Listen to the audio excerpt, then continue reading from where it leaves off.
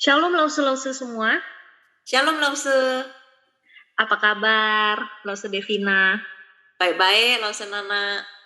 Nah, hari ini kita mau belajar satu topik yang sering banget kita dengar, tapi mungkin saking seringnya, jadi kita terbiasa. Nah, topiknya adalah mengenai kata shalom.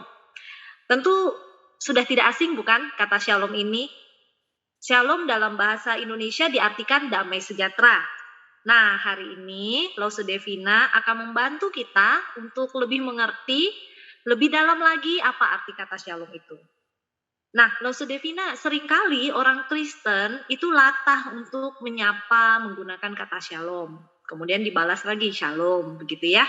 Nah, kita pengen tahu dong sebenarnya kata shalom itu dipakai dalam keadaan seperti apa? Apakah kata shalom itu dipakai untuk menggambarkan suatu keadaan yang nggak ada peperangan atau tidak ada konflik? Atau mungkin ada makna yang lain? Jadi memang di Alkitab kata Shalom bisa dipakai untuk itu. Tapi dalam Alkitab kata Shalom itu nggak cuma sekedar berbicara tentang nggak ada perang atau konflik. Shalom itu akar katanya dalam bahasa Ibrani berarti komplit atau utuh. Jadi misalnya, coba Lause bayangkan, kita sedang melihat sebuah kota yang dikelilingi oleh tembok-tembok yang begitu megah. Tembok-tembok itu tersusun dari tumpukan batu-batu yang sangat banyak, yang kita nggak bisa hitung jumlahnya. Pada saat tumpukan batu-batu itu tersusun sempurna dan tidak ada yang cacat atau tidak ada yang bolong batunya, nah berarti tembok itu dapat dinyatakan dalam keadaan yang shalom atau sempurna atau utuh atau komplit. Poinnya adalah jika ada satu objek di mana objek itu kompleks dan terdiri dari banyak aspek atau bagian dan objek itu berada dalam keadaan yang utuh dalam segala aspeknya, berarti objek tersebut memiliki shalom. Nah, Lause Nana, hal apa menurut Lause yang paling kompleks di dunia ini? Yang paling kompleks ya, manusia kayaknya Lause Devina. Ya, maksud saya relasi manusia itu kompleks banget menurut saya. Kayak benar sekali. Jadi relasi manusia itu kayak tembok yang kompleks gitu. Kadang kalau nggak ada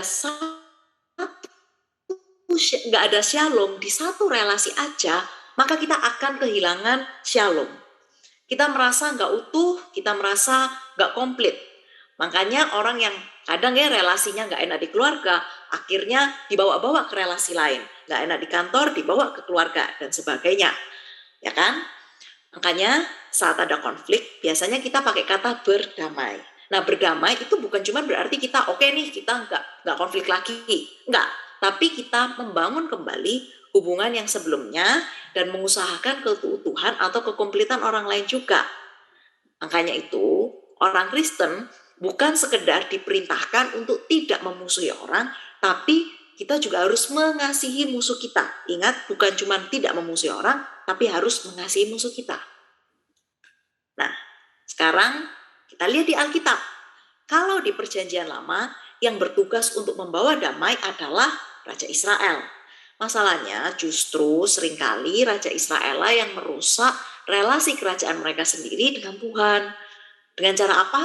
Nah, misalnya dengan mereka melakukan penyembahan berhala atau dengan cara mereka mengabaikan perintah Tuhan. Akhirnya Tuhan menghukum bangsa Israel dengan cara membuang mereka ke bangsa-bangsa asing. Jadi kita lihat jelas yang cari gara-gara, yang merusak shalom itu kan orang Israel sendiri ya. Tapi kalau kita baca di kitab nabi-nabi, misalnya di kitab Yesaya, Zakaria, siapa coba yang berinisiatif untuk berdamai duluan? Ya, Tuhan yang mengajak berdamai duluan. Gimana caranya? Nah, misalkan di dalam kitab Yesaya pasal 9 ayat kelima, Tuhan berjanji demikian. Sebab seorang anak telah lahir untuk kita, seorang putra telah diberikan untuk kita, lambang pemerintahan ada di atas bahunya, dan namanya disebutkan orang, nasihat ajaib, Allah yang perkasa, Bapa yang kekal, Raja damai. Nah, jadi kita lihat caranya adalah Tuhan sendiri yang akan mengutus Raja damai, yaitu Tuhan Yesus buat orang-orang Israel. Tapi, walaupun solusinya sudah ada, yaitu Raja Damai buat orang-orang Israel, ternyata tidak semudah itu Lause, karena untuk orang Israel yang udah dijajah ratusan tahun, Raja damai yang ada di bayangan mereka adalah raja yang akan mengalahkan penjajah mereka, yaitu pada saat itu Kekaisaran Roma. Tapi ya seperti yang kita tahu ya, kenyataannya Raja Damai itu seperti apa. Ini pun sudah dinubuatkan oleh Nabi Sakaria di dalam kitab Sakaria 9 ayat yang 9. Bersorak-soraklah dengan nyaring hai putri Sion, bersorak-sorailah hai putri Yerusalem, lihatlah rajamu datang kepadamu. Ia adil dan jaya, ia lemah lembut dan mengendarai seekor keledai beban yang mudah. Apa maksud ayat ini? Nah, tafsiran rabi-rabi Yahudi pada waktu itu ya, tafsiran ya rabi-rabi Yahudi pada waktu itu untuk ayat ini tuh sangat-sangat menarik. Jadi dikatakan, ini tafsiran mereka ya, mereka menafsirkan bahwa kalau orang Israel itu baik-baik, Tuhan akan mengirimkan kepada mereka Raja Damai atau Mesias yang naik kuda, yang gagah perkasa, yang mengalahkan penjajah mereka. Tapi kalau orang Israel itu bebal, Tuhan akan kirimkan Raja Damai yang kayak gini, yang seperti di ayat ini, yang lemah lembut, yang naik keledai. Jadi mereka justru melihat ayat ini secara negatif, sebagai satu ancaman. Justru mereka harus menghindari ayat ini, karena mereka nggak mau punya Raja Damai yang seperti ini. Nah, kok bisa mereka memaknai nubuatan di dalam kitab Sakaria ini senegatif itu? Karena sebenarnya bahasa asli untuk ayat ini lebih ekstrim daripada apa yang kita baca di Alkitab. Dan ekstrimnya itu sebenarnya ekstrim yang negatif, ekstrim yang nggak enak. Tapi menariknya, ekstrimnya itu juga ekstrimnya yang nyambung banget ke Tuhan Yesus. Jadi di sini kita lihat ya, Lause ada 4 deskripsi buat Raja Damai. Yang pertama, dia adalah damai, dia adil. Kemudian yang kedua jaya. Yang ketiga lemah lembut, dan yang keempat mengendarai seekor keledai. Nah, deskripsi yang pertama yaitu adil, dan deskripsi yang keempat yaitu mengendarai seekor keledai itu sudah benar terjemahannya, sudah tepat. Tapi deskripsi yang kedua dan deskripsi yang ketiga agak berbeda sedikit. Untuk jaya, kata ini dalam bahasa asli lebih tepatnya dibebaskan atau diselamatkan. Jadi bayangkan sesosok raja yang dia ada di dalam situasi yang genting, situasi yang berat, situasi yang tertindas, tapi raja ini diluputkan dari situasi tersebut. Nah, nubuatan ini kita lihat pengenapannya dalam diri Tuhan Yesus. Tuhan Yesus kan ditangkap, kemudian dibunuh sebagai seorang penjahat, yaitu dengan cara disalib. Lalu dia bahkan turun ke dalam kerajaan maut. Tapi Allah Bapa membangkitkan dia dari antara orang mati. Bagaimana dengan deskripsi yang ketiga, yaitu lemah lembut? Nah, ayat ini aja sudah cukup nyambung ya ke Tuhan Yesus. Tapi kalau kita lihat di bahasa aslinya, terjemahan yang lebih tepat itu sebenarnya tersakiti. Dan ini kita juga lihat pengenapannya di dalam Tuhan Yesus. Tidak hanya di dalam penyalipan saja, tetapi di dalam sepanjang kehidupan Tuhan Yesus. Lause Devina, kalau begitu kenapa Raja Damai yang dijanjikan buat bangsa Israel itu yang seperti ini? Kenapa bukan Raja Damai yang seperti yang mereka inginkan, gagah perkasa, seperti yang mereka mau? Mengapa demikian? Karena Lause Nana, poinnya itu bukan cuma tentang mengalahkan Roma penjajah mereka. Shalom itu bukan cuma mengenai keadaan tanpa perang atau konflik. Tapi Tuhan melihat sesuatu yang lebih penting dari itu. Yaitu apa? Yaitu merestorasi orang Israel supaya mereka punya relasi yang shalom, yaitu yang komplit, yang utuh dengan Tuhan. Sama halnya dengan kita. Raja Damai itu juga diutus buat kita loh, Lause, supaya kita bisa berdamai dengan Tuhan, dengan diri sendiri, dan dengan sesama. Makanya Raja Damai yang datang itu yang seperti ini. Dia yang sempurna, dia yang utuh, dia yang komplit.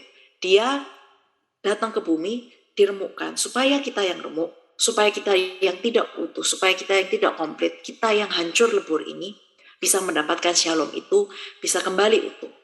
Baik dalam relasi kita dengan Tuhan, dengan diri sendiri, maupun dengan orang lain. Oke, Lause, Raja Damai itu memberikan keutuhan untuk kita.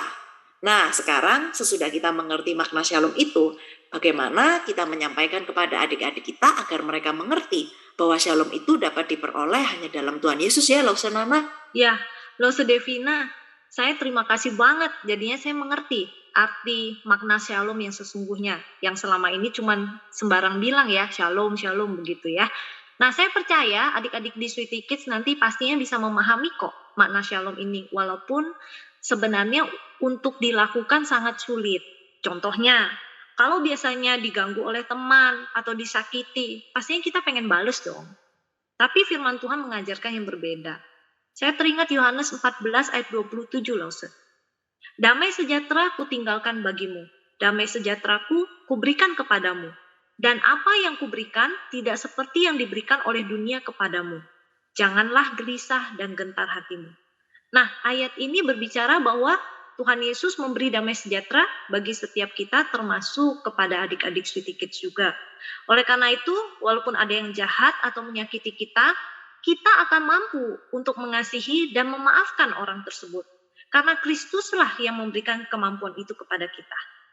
Nah, saya ada sesuatu nih Lause, supaya nanti akan lebih mudah untuk dimengerti oleh adik-adik Sweety Kids. Bagaimana mereka bisa mengaplikasikan pelajaran hari ini. Saya membuat ini Lause, kelihatan. Nah, ini menunjukkan bahwa Tuhan Yesus yang memberikan damai kepada saya, yaitu Nana. Nah, Nana semisalnya, Nana itu lagi kesel sama Devina, misalnya. Tapi Nana bisa memaafkan, bisa mengasihi Devina karena telah mendapatkan damai dari Kristus. Nah, mungkin nanti Lause-lause di rumah boleh membuat alat peraga seperti ini di kertas yang agak tebal ya. Kemudian mungkin nanti bisa dikasih tongkat sebagai pegangannya. Wah, keren. Saya mau dong, Lause Nana. Saya juga mau belajar untuk membagikan damai sejahtera yang sudah Tuhan berikan buat orang-orang yang sudah menyakiti saya. Mari kita semua juga mau mengajarkan adik-adik kita di Sweety Kids untuk membagikan damai sejahtera. Selamat persiapan, Lause-lause. Tuhan Yesus memberkati. Dadah. Tuhan Yesus memberkati. Dadah.